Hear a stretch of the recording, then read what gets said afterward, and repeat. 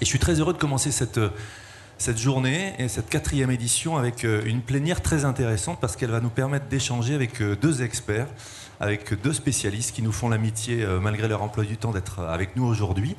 On va parler avec eux de les sciences cognitives au service de l'humain dans l'entreprise.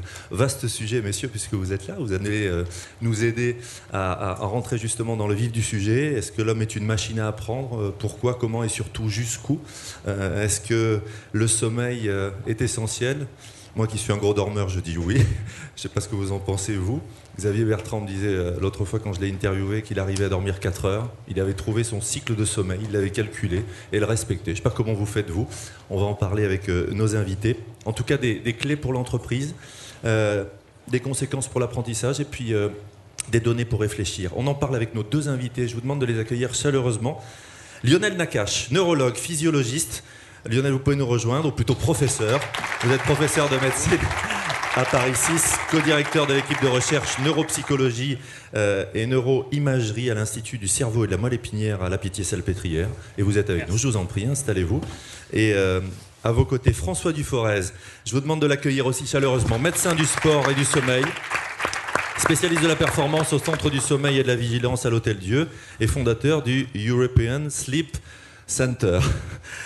Alors, non, c'est pas le moment de s'endormir ou de faire une sieste ou une micro-sieste, quoique on verra que ça peut servir. Messieurs, merci d'être avec nous. Je vais rappeler les productions entre guillemets que vous avez faites.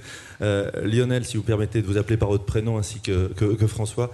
Lionel, Perdons-nous connaissance aux éditions Odile Jacob. C'est un de vos ouvrages et si vous voulez en savoir plus sur ce qu'évoquera avec nous François Duforez, vous irez sur Internet. De l'extrême au quotidien. Voilà les retours qu'il a fait par rapport à ses expériences. Alors, vos missions, et vous les avez acceptées, hein, puisque vous êtes avec nous, c'est déjà de tenir notre cerveau en éveil. Là j'ai pas de... On va essayer. Voilà, j'ai pas de souci. Faire travailler nos neurones et puis réfléchir sur l'apport des fameuses sciences cognitives dont on parle. Alors, justement... D'abord, pour planter le décor, ces sciences cognitives. Qu'est-ce que François Duforez ? Alors, il faudrait plutôt demander à Lionel, parce que moi je suis en 2e rideau, je vais dire. Hein. C'est comment récupérer. Vous êtes en backstage, mais... Je suis en backstage, moi. Hein. Comment récupérer en fonction de... Oui, Lionel, alors justement par rapport à ça. Disons, de manière assez rapide, assez synthétique, parce qu'on va rentrer justement avec Frédéric et François dans le vif du sujet, mais les sciences cognitives, pour démystifier le mot, donc ce qu'on appelle la